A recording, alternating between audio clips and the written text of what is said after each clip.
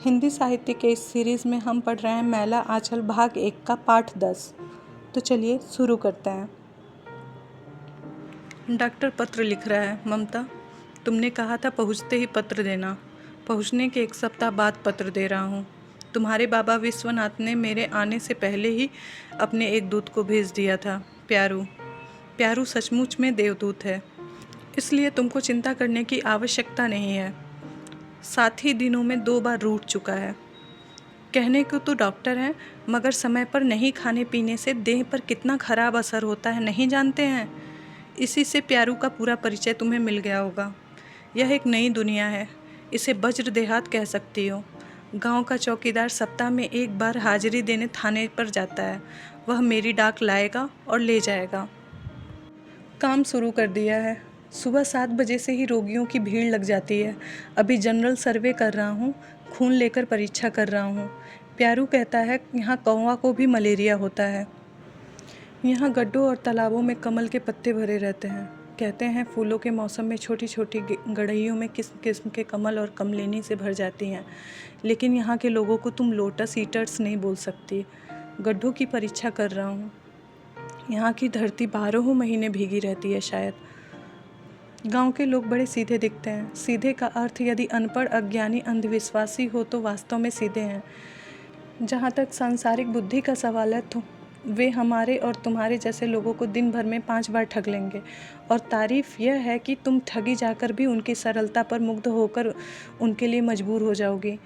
यह मेरा सिर्फ 7 दिन का अनुभव है। संभव है पीछे चलकर मेरी धारणा गलत साबित हो जाए। मिथिला और बंगाल के बीच का यह हिस्सा वास्तव में मनोहर है। औरतें साधारणतः सुंदर होती हैं, उनके स्वास्थ्य भी बुरे नहीं हैं। डॉक्टर साहब? कौन? विश्वनाथ प्रसाद। आइए, कहिए क्या है? डॉक्टर साहब, ज़रा एक बार मेरे वहाँ चलिए। मेरी लड़की बेहोश हो गई है। बेहोश? क्या उम्र है? इससे पहले कभी बेहोश हुई थी क्या? जी, 2-3 बार। और ऐसा हुआ था। सही उम्र 16-17 साल धर लीजिए। ज़रा जल्दी चलिए। बंद कमरे में एक चारपाई पे नीली रजाई में लिपटी हुई युवती गोरा मुखड़ा बाहर की ओर है। बाल खुले और बिखरे हैं, आंखें बंद है। कोठरी में लालटेन की मध्यम रोशनी हो रही है, रोशनी कम और धुआं ज़्यादा। डॉक्टर खिड़कियां खोलने के लिए कहता है और जेब से टॉर्च निकालकर युवती के चेहरे पर रोशनी देता है। चेहरा ठीक है, सांस ठीक है, नाड़ी भी दुरुस्त है। डॉक्टर आंखों के पलकों को उठाता है, मानो कमल की पंखुड़ियाँ हों, ब्राइट। पेट? कब्ज़ तो नहीं है? कोई जवाब नहीं देता है। घूंघट काढ़े औरतों के घूंघट आपस में मिलते हैं। एक अधेड़ स्त्री आगे बढ़ती है। युवती की माँ। जी, कब्जियत नहीं है। घर की नौकरानी पर्दा नहीं करती है। कहती है, डॉक्टर बाबू, लर लगा के देखिए। लर अर्थात स्टेथोस्कोप। यहाँ के लोगों का विश्वास है कि इससे डॉक्टर लोग अंदर की सारी बातें जान लेते हैं। क्या खाया है, पेट में पचा है या नहीं, सब। सुई दीजिएगा? डॉक्टर सिरिंज ठीक करता है। युवती आंखें खोल देती है। सुई नहीं माँ, अरे बाप। अच्छा, सुई नहीं देंगे। कैसी तबीयत है? अच्छी बात है। क्यों बेहोश हो गई थी? हाँ, बेहोश कैसे हुई? डर लग रहा था। काहे का डर लग रहा था? तब? इसके बाद? देह घूमने लगा। ठीक है, अब कैसी है? डर तो नहीं लग रहा? दवा भेज दूंगा, अब डर ना लगे। दवा भी नहीं माँ, मैं दवा नहीं पीऊँगी। वाह, सुई भी नहीं, दवा भी नहीं, मीठी दवा? सभी हंस पड़े। युवती के मुरझाए हुए लाल ओठों पर मुस्कुराहट दौड़ जाती है। आंखों की पलकें जरा उठाकर मानो डॉक्टर को डांटती है, हट, दवा भी कहीं मीठी होती है? बाहर आकर डॉक्टर तहसीलदार से कहते हैं, घबराने की बात नहीं है, दवा भेज देता हूँ। इसके पहले कितनी देर तक बेहोश रहती थी? करीब 1 घंटा। ज्योतिकी जी ने एक बार जंतर बना के दिया, झाड़ फूँक भी करवा कर देखा। डॉक्टर साहब, बस यही मेरी बेटी है, यही मेरा बेटा, सब कुछ यही है, ठीक हो जाएगी। सेंटर आकर डॉक्टर सोचता है क्या दिया जाए। मीठी दवा, कर्मिनेटिव मिक्सचर या ब्रोमाइड? अजी, तुम्हारा क्या नाम है? मेरा नाम है रंजीत। तहसीलदार साहब के यहाँ कितने दिनों से नौकरी करते हो? बहुत दिनों से, लड़कैया से। एक ठो बीड़ी है तो दीजिए ना डॉक्टर बाबू। प्यारू, रंजीत को बीड़ी पिलाओ। प्यारू बीड़ी और दिया सलाई देता है।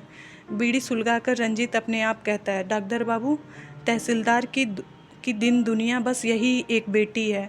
कितना मानत मनोवत के बाद कमला मैया ने निहार भी हुई तब यह बेटी हुई। मगर रंजीत बीड़ी की राख झाड़कर चुप हो जाता है।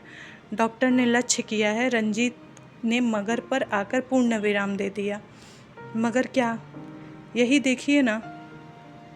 3 जगह बातचीत चली, मगर पहली जगह से तो पान देने की बात तक पक्की हो गई थी। ठीक तिलक पान के दिन लड़के की माँ मर गई। दूसरी जगह बात ठीक हुई तो उसके घर में आग लग गई। तीसरी लड़के को मैया हो गई और इंतकाल हो गया। अब कोई लड़के वाला तैयार नहीं होता। 1000, 2000, 5000 रुपया भी कबूलते हैं, मगर आखिर में एक पचवरिया कैद को घर जमाई रखने के लिए लाए। बस उसी दिन कमली को मिर्गी आने लगी। लोग कहते हैं कमला मैया नहीं चाहती कि कमली की शादी हो। कमला मैया भी कुंवारी ही थी ना। अब आप लगे हैं, किसी तरह कमली दैया को आराम कर दीजिए डॉक्टर बाबू। जो बख्शिश मांगिएगा तहसीलदार दे देंगे। देखो रंजीत, 3 खुराक दवा है, मीठी दवा है। तुम्हारी कमली दैया आराम हो जाएंगी। कल सुबह फिर एक बार आकर खबर दे देना, समझे?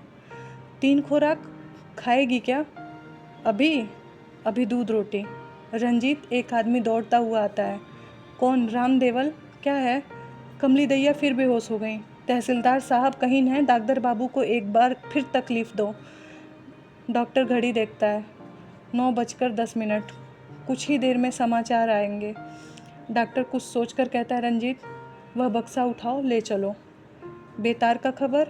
हाँ, तुम्हारी कमली दैया का इलाज बेतार से ही होगा। कमला फिर पहले की तरह बेहोश पड़ी हुई है। उसकी आंखें बंद हैं, बाल बिखरे हुए हैं। डॉक्टर को रोग का निदान मिल गया है। वह अपने बक्से से सीसी, सिरिंज वगैरह निकालता है। सुई नहीं। कमला फिर होश में आ जाती है। बगैर सुई से आपका रोग आराम नहीं होगा। डॉक्टर सिरिंज ठीक करता है। दवा दीजिए डॉक्टर साहब, मैं सुई नहीं लूँगी। फिर डर लगता था। हाँ रंजीत, दवा की शीशी कहाँ है? लाओ, बक्सा यहाँ लाकर रखो। हाँ, पी लीजिए। ठीक है। कैसी दवा है? मीठी है ना? डॉक्टर पोर्टेबल रेडियो को खोलकर मीटर ठीक करता है। All India radio. रात की 9:15 बजे हैं। आप हिंदी में समाचार सुनिए। डर लगता है? माँ, देखिए, डर की कोई बात नहीं है। सुनिए, मुझे उठा दो माँ। उठिए मत, लेटे रहिए। अब आप सविता देवी का एक मैथिली लोकगीत सुनिए। माई हम ना बिहायब अपना गौरा के, जे बुढ़वा होए जमाए गे माई। ओ माँ, कमला खिलखिलाकर हंस पड़ी। शादी का गीत हो रहा है। हम ना बिहायब अपना गौरा के। कोठरी और आंगन में घूंघट काढ़े औरतों की भीड़ लग जाती है। कमला पर ब्रोमाइड का असर हो रहा है। उसकी आंखों में नींद झांक रही है। डॉक्टर लौटकर अपना खत पूरा करने बैठ जाता है। सुबह 7 बजे से रोगियों का भीड़ लग जाता है। अगमू चौकीदार कल हाजिरी देने जाएगा। 5 बजे भोर को ही आकर पुकारेगा। डॉक्टर लिखता है, पत्र अधूरा छोड़कर एक केस देखने गया था। केस अजीब है। केस हिस्ट्री और भी दिलचस्प है।